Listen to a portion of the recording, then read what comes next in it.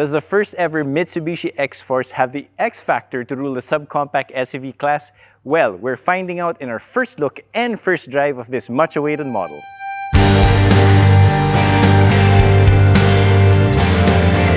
We'll get to the driving impressions of the Xforce much later. For now, let's take a look at the exterior and interior features. Outside, the Xforce takes on the silky and solid design motif.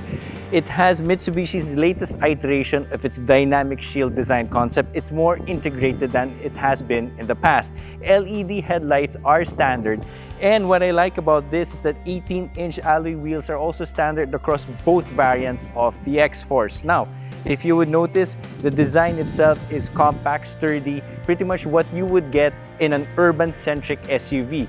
But the ground clearance is actually quite ample. That's more than 200 mm. And for that, the Xforce has actually won the IF Good Design of the Year along with the new Triton. Now, towards the back, the Xforce has these interesting horizontal taillight motif that happens to echo the headlights also in front. I also like the way they integrated this nice solid-looking one-piece tailgate design that has a hexagonal line if you look very closely. Overall, I would say the Xforce gets a 10 out of 10 in my design book. Now, before we get inside, we're going to take a look at how spacious this car is. Now, the Xforce is actually a 5-seater SUV designed for the ASEAN market. And of course, Mitsubishi knows that families love bringing a lot of stuff. As you can see, that's 4 luggage right here, and it all fits perfectly beneath the tonneau cover. Now, what I like about the Xforce is that the tonneau cover is actually removable easily, and this can actually be folded just like a sunshade and be placed underneath the trunk compartment if not in use. Now that we've looked at the trunk space, let's take a look at inside and see what the Xforce has to offer. Mitsubishi has taken some risks with the design of the Xforce. Now, the target market would be predominantly young families and the secondary would be women. So you would find that they've designed something that's fashion-forward compared to the usual Mitsubishi vehicles we've seen thus far. The interesting part here is the melange fabric inserts, which would make it different from the faux leather that's so common in other SUVs on the market. Technology plays a big role in the Xforce in the sense that the driver gets an 8-inch screen and a 12.3-inch right here at the center.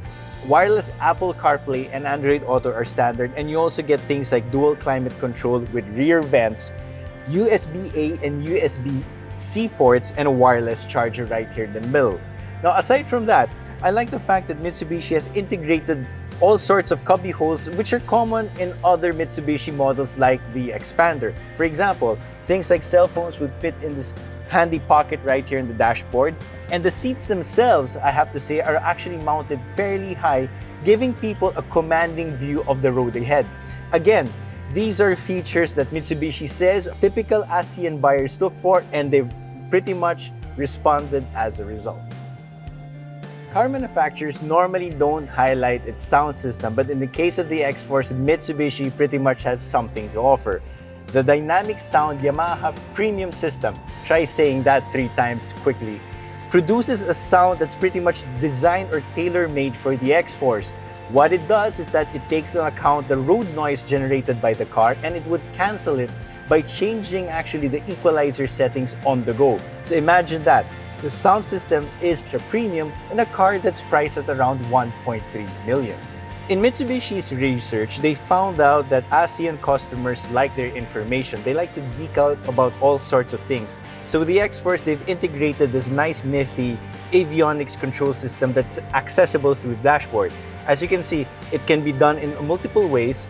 And if you can look at it, it gives you a lot of things, including your tire pressure, your brake percentage, your steering angle, the G-forces generated, and how much torque the car is doing at any given time. So it may seem information overload, but again, it's something that gives you a sense of difference that you may not find in a typical small SUV.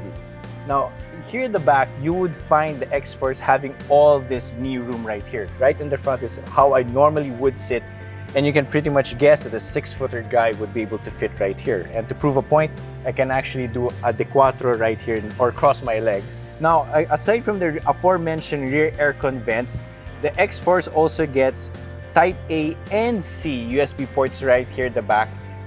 Seat backs that actually recline in 8 steps, so if you want a bit more upright or a bit more lean. Headrests for everyone in the back, and 3-point seat belts for everyone at the back as well. If you're gonna fit longer items and you find that the luggage space isn't enough, conveniently, the pass-through option will have you putting long items that go from all the way from your cargo compartment to the front.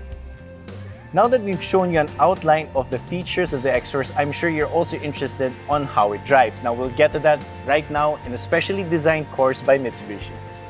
The Xforce is powered by the 4A91 1.5-liter 4-cylinder engine.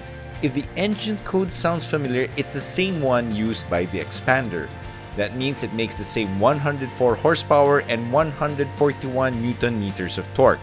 That may not seem like a lot, but the secret here is the transmission it's attached to. The CVT uses much wider ratios than the Expander's 4-speed automatic and is therefore more responsive at the low end and yet more efficient at the high end as well. This makes it perfectly attuned to the sort of driving conditions that Filipinos face with every day. The suspension itself is tuned by the same guy who did the Mitsubishi Evolution model, and it shows. It's solid, stable, and quite comfortable even over rough or undulating roads. The front has optimized caster trail and quicker steering ratio, while the rear has optimized bushings and a shock absorber diameter that's similarly sized to the Montero Sports.